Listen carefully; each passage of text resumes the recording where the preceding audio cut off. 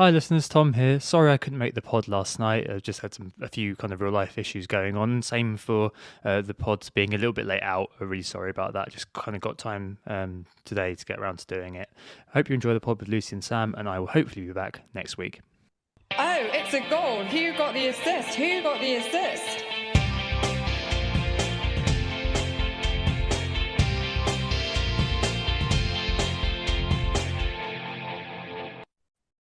Hello, everyone. The biggest double game week of the season is upon us, and it started with plenty of drama. As if Bukayo Saka's shock benching wasn't enough, Tom is also benched tonight due to unexpected real-life commitments. That leaves you with me deputising for him and the wonderful Sam deputising for me. We can only hope we're as convincing without Tom as Arsenal were without Saka. Once again, we're midway through a game week, so we'll be doing our best to look ahead without too many tentative answers. We'll also be avoiding any mention of Southampton Football Club, aside from under the list of teams to target. So, Sam, it's great to have you back on. How are you doing? Yeah, very well, thank you. It's great to actually finally get to talk to you directly.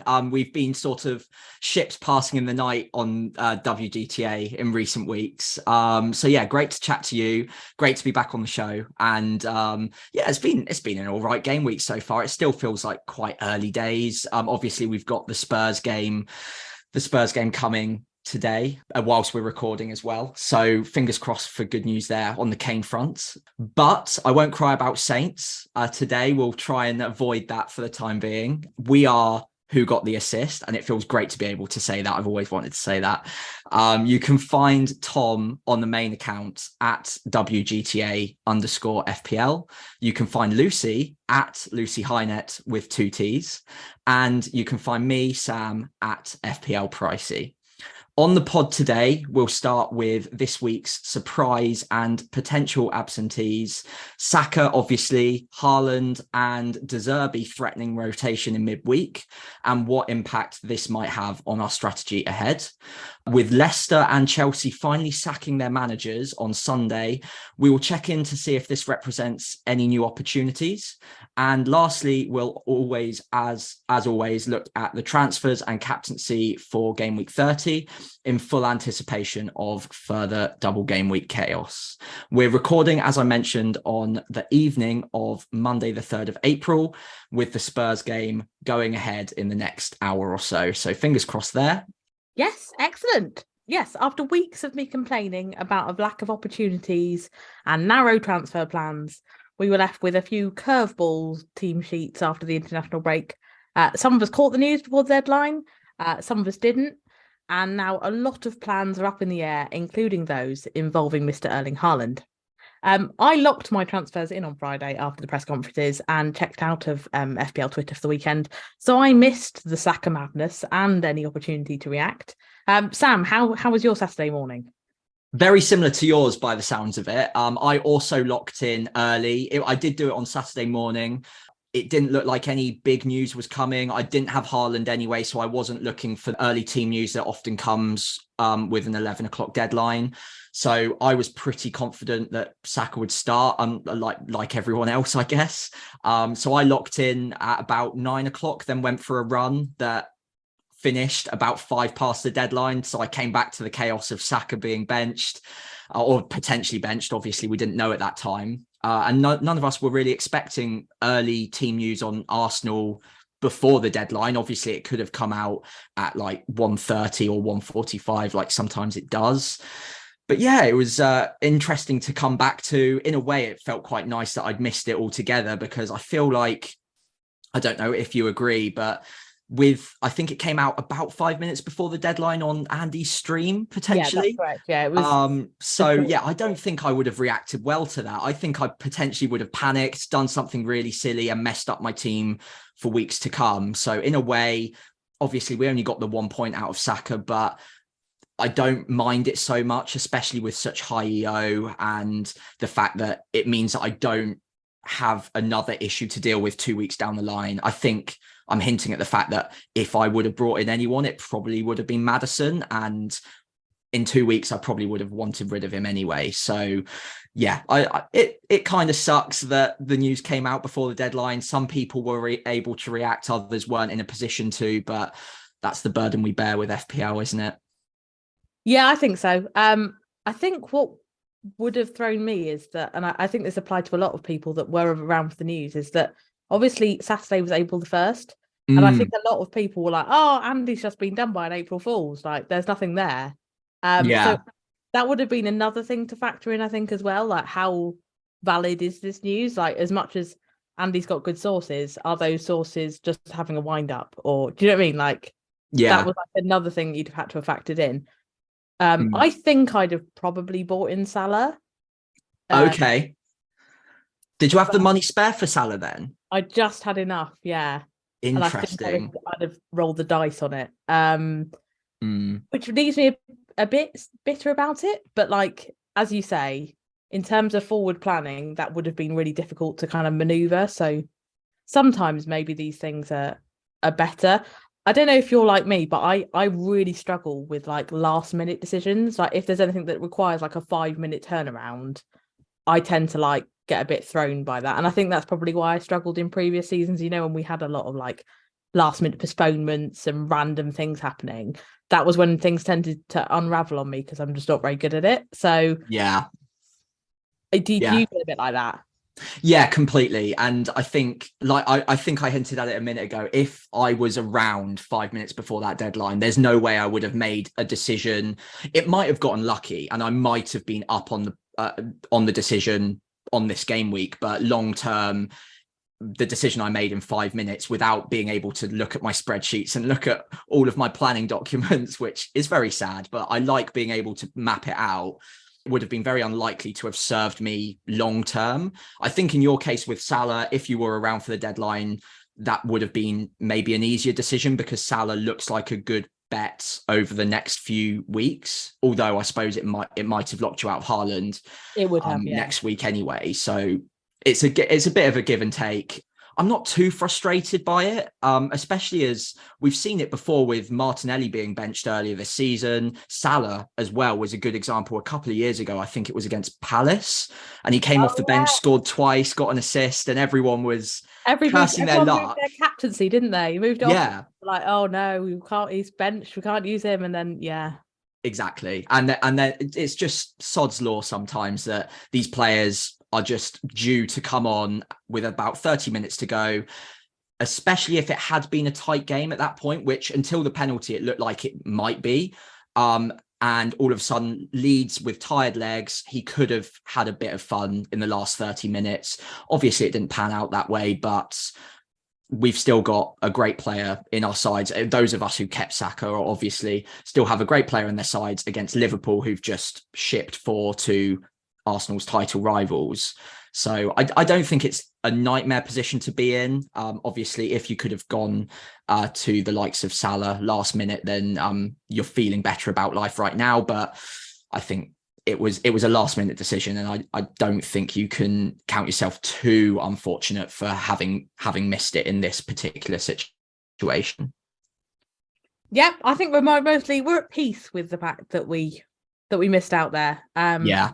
I think, yeah, he's one of those players that I spent most of the season wanting in my team. So to have moved him out and then worked out another way to get him back in again. I think I had this conversation with Tom last week, which was basically like, I don't think I'm going to move him because I don't know when I'd find the opportunity to bring him back. So just one of those things, unfortunately.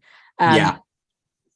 And I'm not going to try and overthink it because I think if that Salah opportunity comes up again, I'll have done it with a bit more planning and a bit more understanding of what I'm doing with it rather than just doing it on the fly. And that probably brings us to our second kind of surprise of the team sheets of Saturday. Haaland was left out of the squad against Liverpool, despite general expectations that his withdrawal from the Norway squad was a convenient excuse for navigating City's busy schedule. And I think the main one of this one is that if he's not fully fit, Pep isn't the type of guy to give us a clear time frame, is he? No. Yeah, if anyone was out there that we wouldn't trust with team news, it would probably be Pep. Although in this situation, I don't know about you, I feel quite confident I know what's going to happen with Haaland this week. And I'm never really that confident. Oh, go on. No, I'm not very City confident. in general. You go on. I just get the sense that he's going to want to give him minutes ahead of ahead of the Champions League. And I think it would feel a bit weird to throw him in after like effectively a proper injury and 3 weeks without a match to go straight into a knockout round against Bayern. I think he gets 60 against Southampton and probably has a lot of fun in that 60 and then gets taken off around the 60-minute mark if things are looking okay. But again, predicting Pep is a tough game, and I say I'm confident. I'm as confident as a person can be in predicting Pep, but I feel like he should get minutes before going into a crunch match in the Champions League. I don't know about you. I kind of see what you're saying there, but I'm also wondering if he thinks that half an hour against Southampton's enough, which... Yeah, it probably is. It probably is. Do you know what I mean? Like, it doesn't take a lot to find your way into a game against Southampton, does it? So maybe it's not so bad. I think it is probably, because you did mention it, worth touching on City's schedule for April, because it is insane. So they've got Southampton on the 8th, the first leg against Bayern on the 11th, Leicester on the 15th, the second leg against Bayern on the 19th, the FA Cup semi against Sheffield United on April the 22nd, Arsenal on April the 26th in what's a pretty crunch game, and then Fulham on the 30th. So they're basically playing every 3 or 4 days for the entire month. Yeah, okay. I'm less confident now. Immediate backtrack. What have I said? What have I done? Yeah. Which is what makes me nervous, because Kieran asks if Alvarez and Haaland can play together and who we should be targeting from City. And looking at that schedule, I'm thinking they can play together, but are they actually ever going to play together? Because Pep usually needs a striker at this point. You know, they seem to have reoriented their team around playing with a central striker again after obviously last season not really playing with one. And it seems to me that Pep will want to keep one of them always kind of in the fire to keep them in shape. So where are you with City and kind of more generally beyond Haaland's potential minutes? Because I guess we're going to have to see how the dust settles on that one and the press conferences later in the week. Yeah, absolutely. And you're right. We'll get more information on Haaland and fitness later in the week. If he's trained as well, we'll see pictures too. So we hopefully will have a lot of info to go on with Haaland. But with the other players, it's always been a minefield. And Alvarez, if we know he's starting, what a bargain he would be. It would be incredible to have him up top alongside Haaland. And I completely agree with the line of questioning. If we could have any sort of confidence of that happening, I think he'd be in most of our sides within a couple of weeks. But I think City have landed on a shape this season. And again, he does like to mix it up. He does like to think of different ways of planning a way to win a game, especially late in the Champions League. But I feel like what you said is completely right. They're trying to play with this one striker system. And if Alvarez was to play with Haaland, he'd probably play in KDB's role as that floating 8, or maybe out wide on the right where Mahrez and Foden have been playing recently as well. I think Alvarez is more than capable in both of those positions. I'm pretty sure he's played in KDB's role once or twice, and Pep did mention how well adjusted he was to that position. So I could see that happening once or twice, but because we're getting to the crunch matches in the Premier League now, I don't think Alvarez is realistically going to be replacing Kev in any given league game, considering they're chasing Arsenal down. Maybe it happens after 60 minutes he comes in and gives KDB a bit of a rest, or maybe once or twice he'll get played out on the right. But I have no confidence of Alvarez getting consistent minutes. And unfortunately, at this stage in the season, you probably want a player that you've got a little bit more confidence of consistent minutes.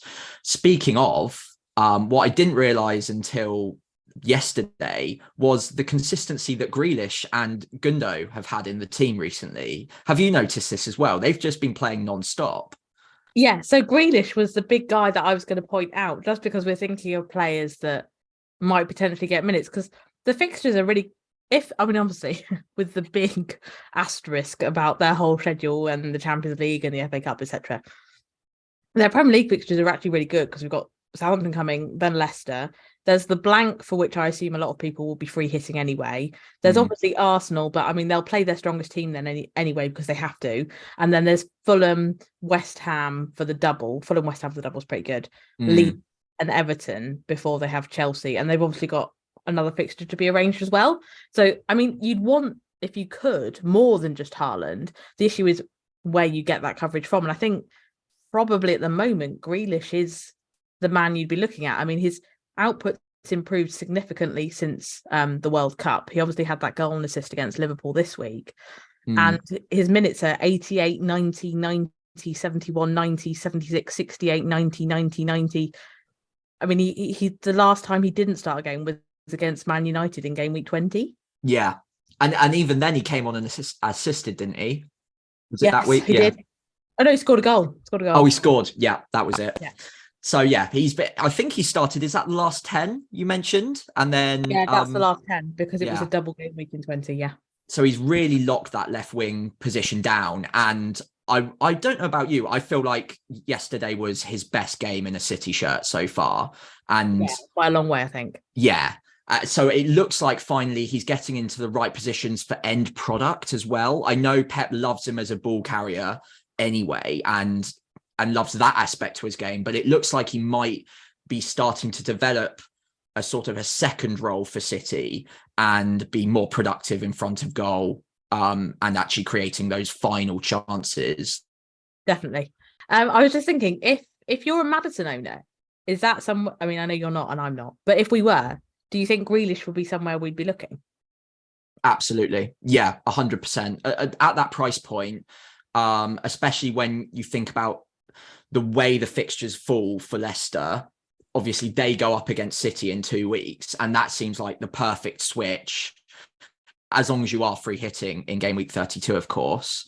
Grealish in for someone like a Maddison. The timing couldn't be better, really, because then you're playing Grealish against Leicester, who have been extremely leaky all season, and then get to free him out for 32, straight back in ahead of the double, which, as you mentioned previously, is about as good as the doubles come in game week 34, I think, as well. And obviously then 37, I think, is a double for them too. That'll be a double, likely, yeah.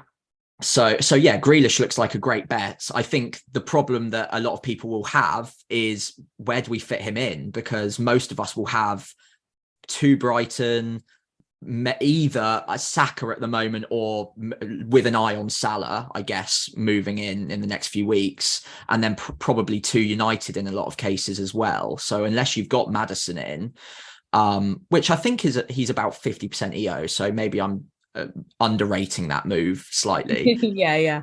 But yeah, if you don't have Maddison in, it's harder to find that space for a Grealish or a Gundogan. But if you do, then I think you're looking at a great differential ahead of the run-in. Yeah, I think that is a fair point. I think a lot of people have probably either got Bruno or Maddison. So Maddison, you've got a kind of more natural avenue. If you've got Bruno Fernandes, you're probably not looking at Grealish because he's locked down pretty much now, isn't he? So yeah, it just depends where you are from a strategy perspective. I can't see a way that I'd get Grealish in as much as I quite like him. I know you mentioned kind of Gundogan in passing there. Are you quite a Gundogan fan? Because I know Tom's big on Gundogan, and I'm always a bit like, he's a central midfielder, I'm not sure I'm that keen. Yeah, he goes through little patches where he's more productive. I remember a couple of seasons ago, he just went through a patch where he was basically playing second striker.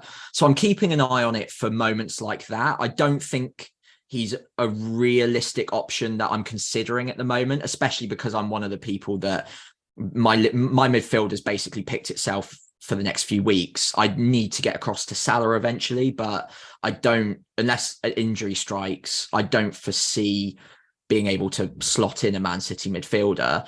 But he's one that I would keep an eye on if he's getting consistent minutes. And because he plays that 8 role for City quite regularly, they do often like throwing that number 8 into the box with late runs. And if Grealish is on the cutback or is cutting back to an 8 that's drifting in, Gundogan's the one playing on the inside left where the cutback would go to. So I see him potentially being an option, but it would take a brave person to go for Gundogan over the options we've got in midfield already. So it's an outside bet. But if you're chasing rank and you fancy something a little bit different, then maybe. Right. Well, there you go. Is there anyone else from City? Because I'm one of those players that's looking for kind of opportunities, and I think probably one of the players that I'm looking at my team is Chilwell, because I don't know if I'll want to hold him. I know he will have another double probably in 37, but their fixtures before that aren't great. They've obviously now got this uncertainty around the manager, which I'm sure we'll discuss later. But I'm looking at City and hoping that I can find a defender. Now, I've looked through some of their minutes and it's a bit hard to make out. And I guess for a lot of people, a defender would be much more convenient. Any defenders you'd be keen on? Yeah, I think if I was going to get another City player, it would probably have to be a defender at this point, because that's the only place in my team that's got any flexibility over the next weeks, I think. The problem is, like you mentioned, I can't really see where I'm going at the moment. Ake's been playing really well, so I mean that's an option. I haven't tracked his minutes recently, but obviously he looks fairly well nailed into that team. The worry with Ake is the cameos. So he does like quite regularly get 90 minutes and it's great. But the two he's had recently where he didn't start, he's had a 1 minute against Forest and a 5 minutes against Villa. And I know you never expect anything from a defender if they come on as a sub anyway. But the sub 10-minute cameos are the really painful ones, you know, where you're like, oh, what a waste of a spot that is. So yeah, that's the kind of thing that annoys me about Ake, because if he was either completely not in the squad or starting, you could at least kind of stomach when he misses. But when he gets these cameos, it's just so painful to take. Yeah, and Pep likes bringing him on for a cameo to just solidify for the last 5 minutes, doesn't he? Like it's not just random that he has happened to come on for 5 minutes. There's logic that Pep could easily use again for the rest of the season if he needs to. So yeah, that's an issue. If someone like Stones got a run of like 90 minutes week in, week out, then I would definitely be more tempted to jump on him than Ake for that reason. But at this point, and City just haven't been keeping that many clean sheets all season, so I don't think there's any real rush to run to a City player. And I know there's a lot of people talking about Ederson potentially, and that seems like maybe the simple solution, but I just don't know if I can bring myself to do that, especially when they're conceding one big chance every game and it seems to be going in every week. I don't know if I could do that to myself. I just hate using transfers on goalkeepers. Like it always feels like a waste. And I know Tom went through a thing last year of just spending so many transfers on goalkeepers, and I feel like it very rarely wins you like a lot of points, because you know those big 11 pointers for goalkeepers are just so hard to predict. You know the ceiling tends to be quite low, and on Ederson it is very low because he just doesn't get very many saves. So yeah, I think you're probably right in the sense that he's the safe bet, but motivating yourself to use a transfer on it is a tough one. To loop back to Stones, yeah, I think if he can keep fit and keep starting, he's probably the one, because he either basically doesn't play or starts. He's only had one sub appearance all season, so he's the one I think that if he looks fit, he'd be the one. But then I do wonder if he'll just be used in the Champions League, because those are the priority games for City in a way.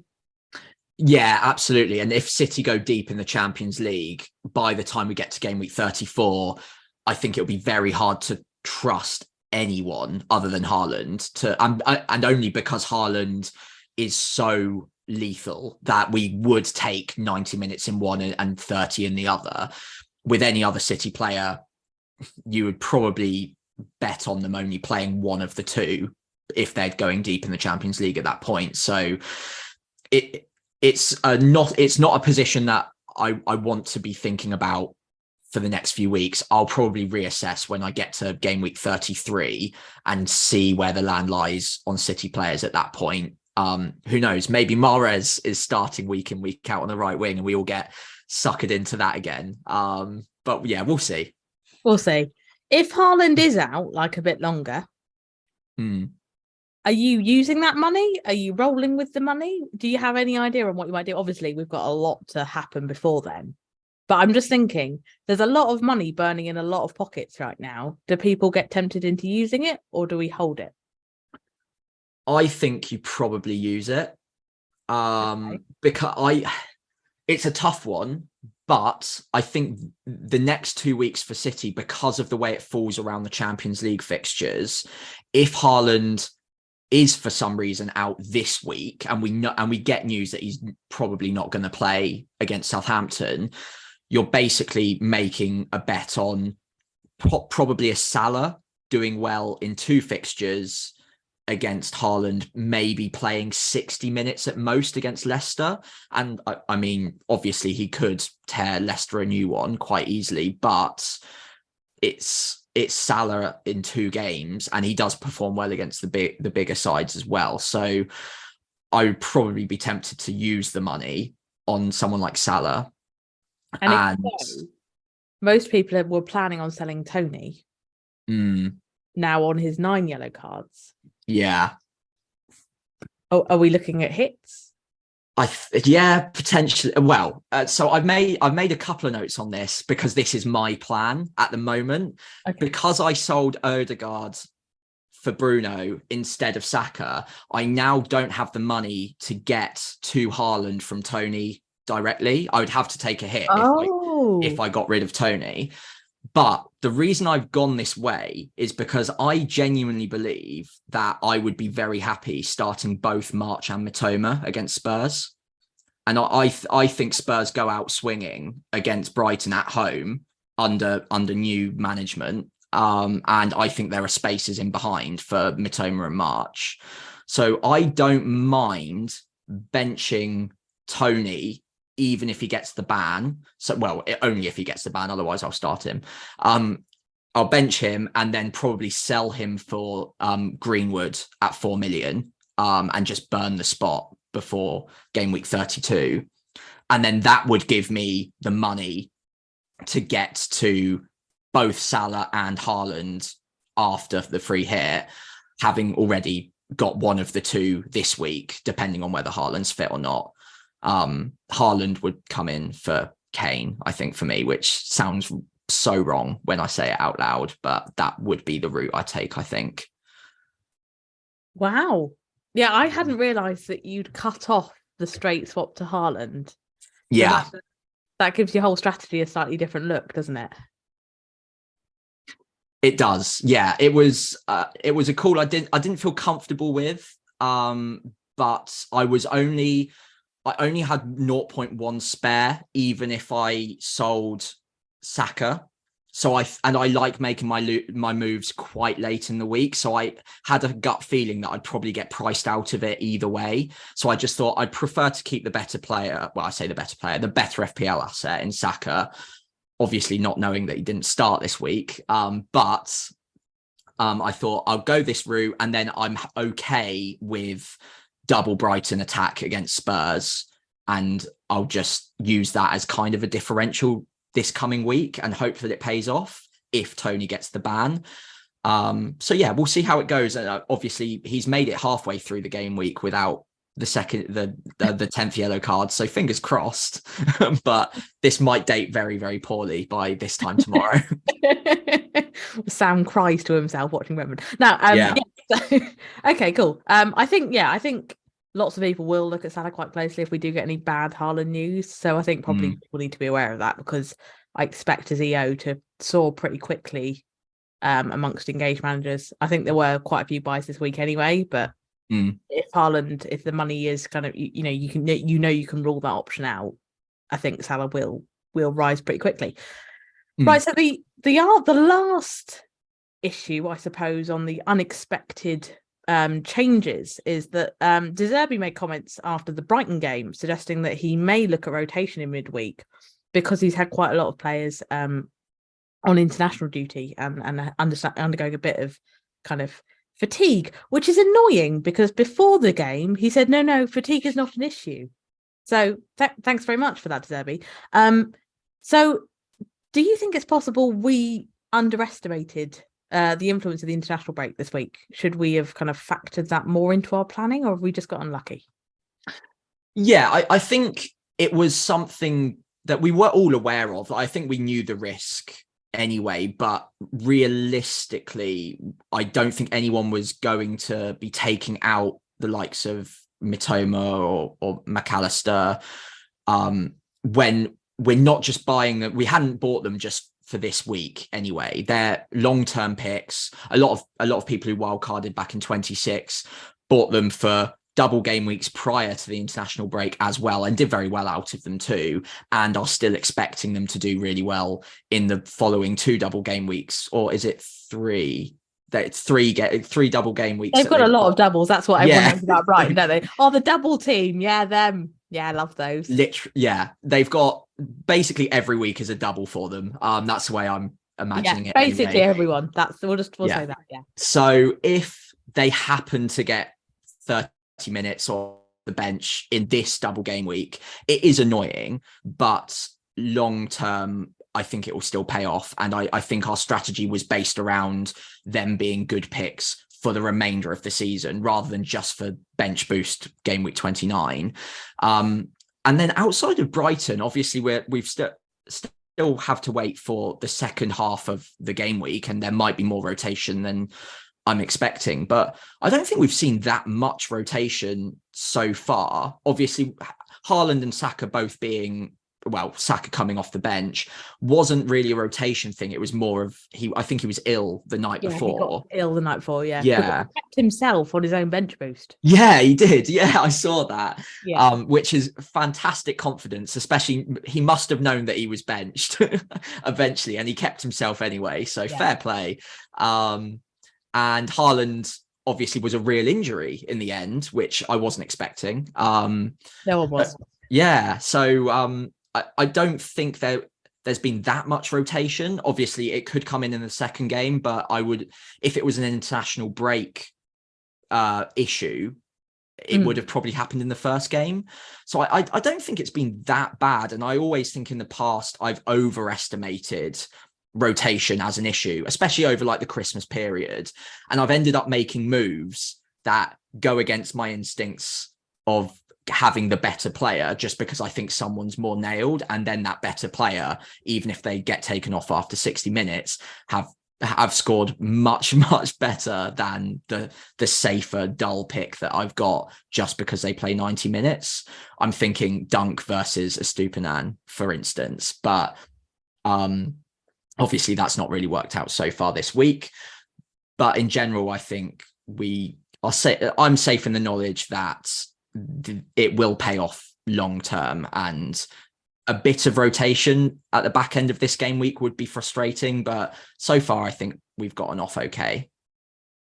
Yeah, I think so. I agree. I think especially at Brighton's price points, you can kind of stomach everything being a little bit off kilter. I think, in terms of being roughly 5.5 midfielders and 4.5 defenders, that you just got to take it on the chin to a certain extent. And I think Brighton have just been no-brainers to a certain extent, so we just have to take it on the chin. And I think the majority of bench boosts so far this week are looking quite good.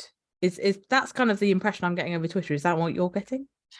Yeah, I think it has been quite good. Obviously, Saka is an annoying one for a lot of us. 73% EO, I think, around the top couple of 100k. So most people have been burnt by Saka.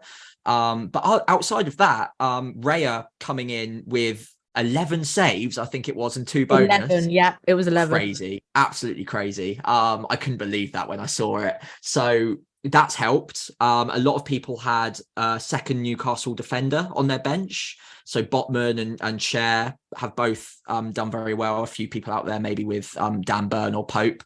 So yeah, that's done really well. Pinnock for a few people hanging on to the Brentford defender. I sold him a couple of weeks ago, so a little bit frustrating. Oh, I'm a Henry owner, so I'm just as bitter. Yeah. Well, you went with X fast over X tall, didn't you? I did. Yeah. So yeah, I think generally everyone's fairly happy with bench boost so far. Obviously, we have to take into account any hits that any of us have taken and work that out as to how effective the bench boost has actually been. But I think I was always going to play it this week. I already measured in a -4, having known where I was going from the weeks before. So yeah, so far okay, and fingers crossed the second half of the game week can be as good as the first, and we'll get to maybe 20 plus points on average on the bench boost, making it a relative success for everyone. And it'll be off our backs. So really, yeah. worth doing just for that. I hate the bench boost. I don't know about you. I hate it so much. It's such a frustration every season. Yeah, it's such a strategy burden. You just spend so much time worrying about it, and really it only ever gains you about 20 to 25 points. So really, why did you bother? Because it just compromises your entire strategy for a prolonged period. Well, basically for as long as you've got the gap between the wild card and the chip, basically. So yeah, I think it's good to be rid of it. And it looks like it'll have not been an absolute car crash, which was the worry, I think, when we played it. Always a positive. Yeah. As long as it's 15 plus points, it's okay. And we can start selling our 15th and 14th men now and start loading up the squad with some big hitters rather than spreading the money around. So yeah, it's good to finally get that off and finish that for the season. Yeah. Brilliant. All right. On that note, I think we'll take a break and we'll be back with you shortly. Who got the assist? Who got the assist? So the other big news of the week were managerial departures at struggling Leicester, with now only Southampton below them in the table, and mediocre Chelsea now officially marooned in mid-table. So let's start with Leicester. I think there's no two ways about it. Their form is pretty ugly. It's 1 point in their last 6, including a defeat to Southampton, which puts them rock bottom of the form table. But looking forward, after Villa during the double game week, they've got Bournemouth, City, obviously not so good, but Wolves, Leeds, Everton and Fulham. So aside from City, that's quite a tasty run. So I guess many people will be wondering, does a change in manager have any impact on our thoughts? Should we be looking at anyone other than Maddison, or have they just squandered their opportunity in our team because we were all interested in the double game week? Well, it's always hard to tell, especially before we know who the manager is that's coming in. There are already rumours and whispers circling, and you can imagine someone like Potter could be a target for them. I don't know whether he'd go, but it could be a target. But I think independent of any manager that comes in, James Maddison has been consistently brilliant throughout any patches of form they've had, whether it's been up or down. So if you own Maddison, I don't think you need to be panicking at all. And equally, I don't think you should expect him to start exploding in the next few weeks under a new manager. I think we expect more of the same from him. The team's basically molded around him anyway, and I don't think that would change with a new manager. Anyone who came in would probably see that Maddison is the linchpin in midfield, and they'll probably adapt a system around him just the way that Rodgers had. So I think if you've got Maddison, you're absolutely fine. I equally don't think if you don't have him yet, you don't really need to run to get to him now. That opportunity probably has come and gone in game week 29, and then obviously next week Bournemouth, I think it is. It's Bournemouth. Yeah, but I don't think you're buying Maddison ahead of Bournemouth, knowing that City come after that. So I think outside of Maddison, if you're looking at other options, maybe a new manager comes in and tries to tighten them up, and they've got some very cheap defenders, especially if they try to play a 5 at the back under a new manager. You could see wing backs, Castagna, Pereira, or Ricardo, as he's known on the game. Both could become options potentially. I think Ricardo's at 4.3 now. So if we see Leicester tightening up, possibly. But I think we've seen all season that they're just not capable of doing that. So I'm not too interested in them. The one that I am interested in, if they're able to nail down a starting spot regularly, is Iheanacho. If he could be a 90-minute man under any new manager, if they prefer him and he hasn't done some horrible despicable things to the manager that comes in, like he clearly has with Rodgers, then Some kind of offence caused there, isn't there? exactly, yeah. Like, the mystery of what he managed to do to annoy Brendan Rodgers will go on forever. But if he is able to nail down a starting spot under a new manager, he's under 7 million, I believe, maybe even 6.1, 6.2, and his underlying data has always been extremely strong. So if he was a regular starter, he could be a fantastic option. But outside of that, I'm not really too sure at this point, especially with midfield spaces being so restricted, as we mentioned earlier on in the pod. I know our co-host Tom has got Barnes at the moment. And obviously he's been very good all season. I think it's his highest ever goal scoring season in the Prem at 9 or 10 goals now. But again, I don't think you're running to him at this point if you don't already have him. No, I think that is the problem with Leicester now, that the obvious opportunity was game week 29. At this point, are you actually going to prioritise them when you know that you've got all of these other doubles to prepare for? You've got other issues. I think it would take something really compelling, like, for example, Iheanacho being nailed, which is possible. But even when he was playing under Rodgers, he's not playing, like, he's often 60 to 70 minutes, which can be a bit annoying. I mean, as you said, he's 6.1, so he's cheap. But I just don't know, with these 9 and 10 games to go, is there ever going to be an opportunity to bring them in? I'm not sure there is. As much as, like, I like to have this kind of like full game look, but I think realistically we've got quite a narrow pool of players to look at, knowing that we've got to get the doubles for 34 and the doubles for 37 in. It's just one of those things, I think, where we're just not going to have the opportunity that we might have, as much as I'd like to be more positive on them. Obviously, as Southampton fans, we're hoping that it doesn't work and they continue to be an absolute disaster. Well, as we know, not all managerial appointments mid-season go well, do they, Lucy? So, or in our experience, none of them ever. No. Okay, so let's move on. The other managerial move was obviously Chelsea, with Potter leaving his job on Sunday. They've also lost to Southampton in their last 6, so that's clearly the beginning of the end for managers these days. They did pick up wins against Leeds and, Leicester.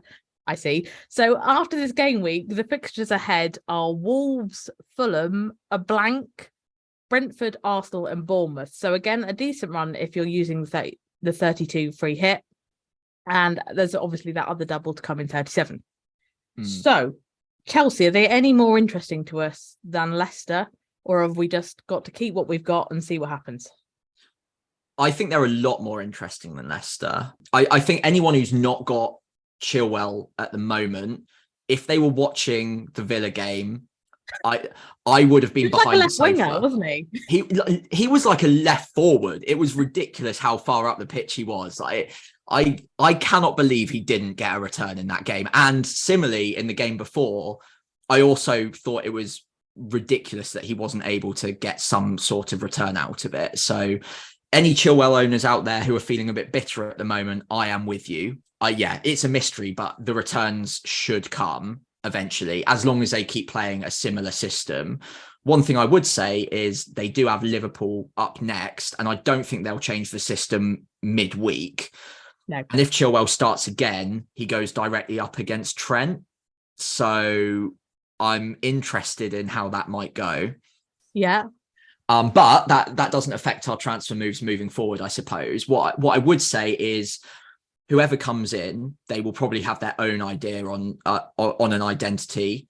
I personally think that 5 at the back is the winning formula for Chelsea at this point. People listening in might disagree, but I think they've played a lot better with 5 at the back. And I actually think there were green shoots appearing under Potter before he got sacked anyway.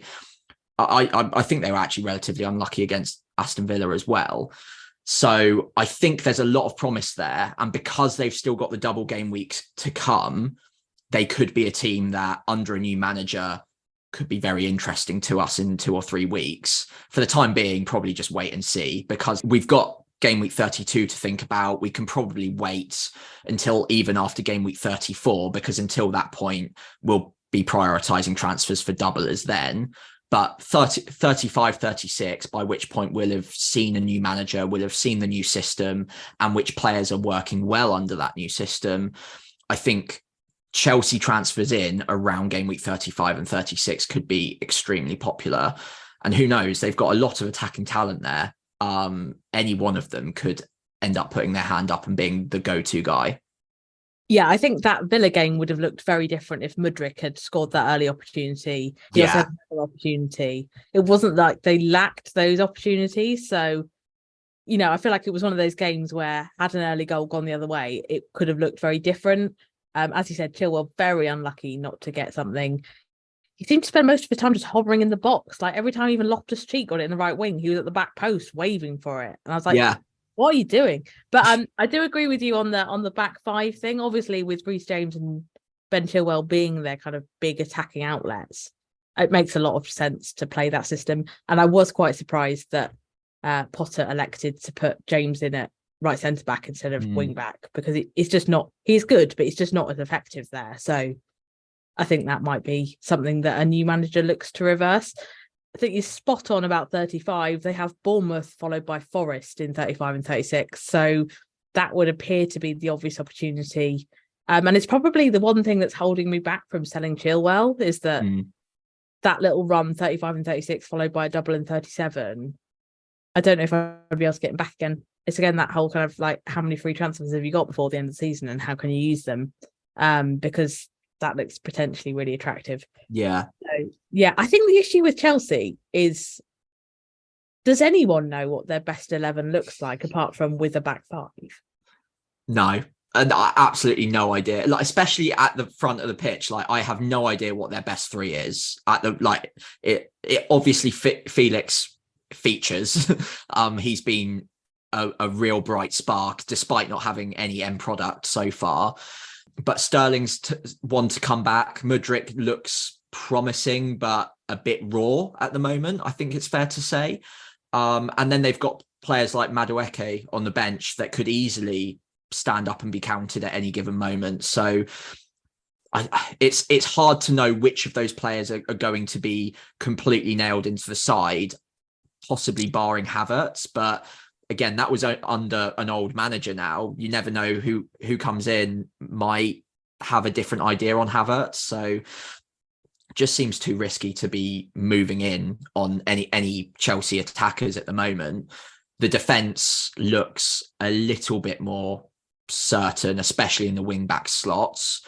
But I don't think you can go towards James at the moment because despite any manager is going to manage his minutes because he is a recurring injury doubt. So it looks like Chilwell is the safer of the options. And then outside of that, hopefully by game week 35, we can see a player that's consistently getting the minutes and maybe a few returns. But yeah, I don't know if anyone's standing out for you. No, not really. I'm much the same. I think it's quite good that we have that breathing space on the fixtures so that we get a sense of what a new manager might want to do. I mean, I assume they're going to appoint someone. So we'll get a bit more of a settled idea because they've got such a large squad that it would be a gamble to pick anyone at this stage, apart from probably Chilwell. And even then, I'm not sure I'd buy him if I didn't already have him. So no, I was just thinking that, like, if you don't already have him because of game week 29, a lot of people went for him. But if you don't already have, I'd probably go there until 35 now. Yeah, unfortunately so. Right. Well, that probably brings us to transfers more generally, which brings me onto the market forces. I don't think I've ever done this before, so watch out. It's a very mixed bag, and I suspect that most engaged managers are waiting for the double game week to finish before making any moves. So the transfers in are pretty weird. So we've got Ben White topping the defender transfers with just short of 50k, thanks in large part, I think, to 2 goals in his last 4. He's followed by Mings and Gabriel, who both have 25,000 transfers in. The midfielder transfers are dominated by City, with Grealish the pick of the bunch on 37,000, and Mitoma and De Bruyne making up the top 3. So perhaps, given what we've just discussed, that's not so surprising. And then up top, Gabriel Jesus leads the way, now officially back on the FPL menu after injury, with 52,000 transfers in. Again, these aren't huge transfer numbers, which again makes me think that people are awaiting, probably for good reason.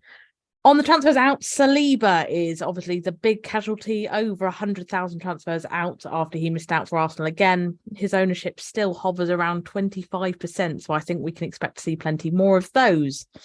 Almiron continues to be the most sold midfielder with 54,000 transfers out. And perhaps unsurprisingly, given potential injury and certain suspension, Haaland and Mitrovic are the big sales in the forward area this week. Haaland's got 28,000 sales and Mitrovic is on 22,000.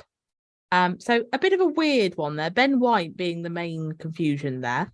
But, best defence in the league. Maybe it's not so wild.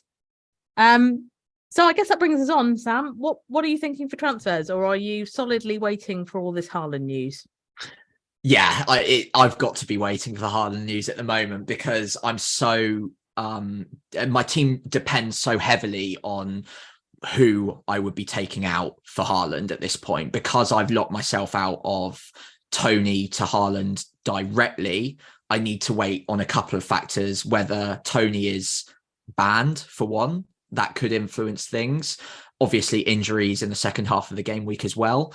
And then whether Kane is looking sharp under new management as well could potentially influence things, as well as the obvious elephant in the room of, is Haaland going to be fit for Southampton or not? If he is, as a Southampton fan, I might have some negative bias there, but I like to think he'd do quite well against us. So I think I'd probably move for him. I love how Kane. Our bias works negatively. We're like, they're playing Southampton, so they'll score like 5 goals. Yeah. It's sad how many times we're right, though. So I make a lot of points out of captaining against Saints, unfortunately. Oh, no. It's so horrible. I'm looking forward to a year in the Championship and we actually might win a few games. But anyway, Haaland, would be the priority transfer in. It's just a matter of how much I trust whether he starts or not. If I'm even slightly doubtful, I might chance my arm against it and look elsewhere, maybe at Salah. But have you got an easy route to Salah? I've got a complicated route to Salah, but I'm confident that I'd do it, and that would be Saka and Tony. And Tony would go for Greenwood, and that would open up funds. And either way, eventually I need to downgrade one of my striker slots, and I think that's the position I'm happiest to do a downgrade in at this point. Yeah, I think that's the least area of least value, isn't it, really? Yeah, exactly. And midfield seems to be the area of most value by a considerable margin at the moment, so I'm happy to prioritize an upside pick in midfield and get Salah in early ahead of game week 34. And then effectively what I'd be doing is reversing my priority list from Haaland comes in ASAP to Salah comes in ASAP, and then Haaland comes in after the free hit instead of Salah coming in after the free hit. So that would be my logic. But whether or not we get good information before the deadline, who knows? How about you? What are you thinking so far? Well, I think the problem is, as you said, there's just so much unknown, particularly with this Tony not suspension, maybe suspension hanging over us with the 9 yellow cards. Obviously, if Haaland isn't available and Tony isn't suspended, I might even be tempted to knowing that Liverpool play Arsenal, so it's not exactly the ideal time to buy Salah. That's a good point. Yeah. Saka to Salah is a move I can currently afford, although prices will have to be kind to me. But yeah, I don't yet know if I would make that move straight away if Tony's available, because it kind of reduces the incentive to do it. But yeah, it really just depends on Haaland, because obviously if Haaland is available, not only is he the obvious transfer, he's also the obvious captain. Yeah. Do you have any ideas where you'd put the captaincy if you couldn't buy Haaland? Yeah, so, well, it goes against what I was just saying my potential transfers could be. And I think you make a really good point, by the way, on maybe just rolling, and then you could do the double transfer the following week for free, especially if you've got double Brighton midfield and you could just end up playing both of them instead of Tony and just holding. But captaincy wise, you could look at someone like Saka away at Liverpool. I don't mind that at all. And it would Wow. be pretty different, but Liverpool have been very shaky at the back all season in terms of big chances conceded. I know their XG has been better as of late, but they still look like they're conceding a relatively decent amount of big chances. And Saka might not be the prime candidate in that team either. Yeah, if you had Martinelli, I'd be seriously tempted to go there because I can see them having a lot of joy down that left wing. Other than that, Everton at home for Rashford seems like a pretty good bet. Rashford at home as well has been very, very good. There was a running theory a few weeks ago that you could, because City and United never play home at the same time, you could just switch the captaincy week to week and have Haaland when City are at home and Rashford when United are at home. So Rashford could be a bet, but he has actually blanked 3 times in a row now, which I couldn't believe. I still haven't lost faith in him, though. I think he's still a great option. So I'd be pretty comfortable going with either of those options. Is there anyone else standing out for you? No, I have to say, I think it's that Man United home fixture against Everton. I think that's far and away the best fixture in terms of likely owned assets and what's available. I think Spurs at home to Brighton obviously isn't a great fixture for Kane. No. That probably rules him out. You're not likely to have another Man City player because obviously if you had someone like Grealish, even then that feels like a massive risk. So yeah, I can't really look beyond Man United really, and that sounds very dull. Just out of interest, nobody is doing this surely, but if you were feeling really brave and you knew Haaland was out, would you swap to Alvarez and put the captaincy on him? No, I mean, No. I wouldn't. I'm just too dull for that. I could see. Yeah, why so am I. someone would do that. And maybe it could be, we're discussing if Tony got suspended, but Haaland wasn't available, maybe someone would look at Tony to Alvarez, and that would also probably, in your position, for example, Tony to Alvarez, would that be enough to buy you Salah? I'd have to double check. You see now I put thought into your head. Maybe. I'll look at that and see if it is. Realistically, I think Haaland plays, as I mentioned earlier. But if we get news that he's out, and for example, if we get news that for some reason he's out for a good couple of weeks, Alvarez could be nailed-ish into that City lineup up front in a team that are creating chances specifically for a centre forward. Now he could be a bet that you could make. So. Yeah, interesting, but probably too rich for my blood. I think also the other thing you have to kind of take into consideration with Man United is because of this double game week where people have gone quite big on Man United. So obviously Bruno's been quite popular, as has Shaw. I think you've got to factor in the fact, and I don't like being conservative like this, but EO on those Man United players is going to be high. So captaincy could be extra torturous. We've seen Rashford's got about 150% this week. It wouldn't be that surprising if it was similar next week, particularly given that a lot of people have kind of diverged in their strategies over the double game week.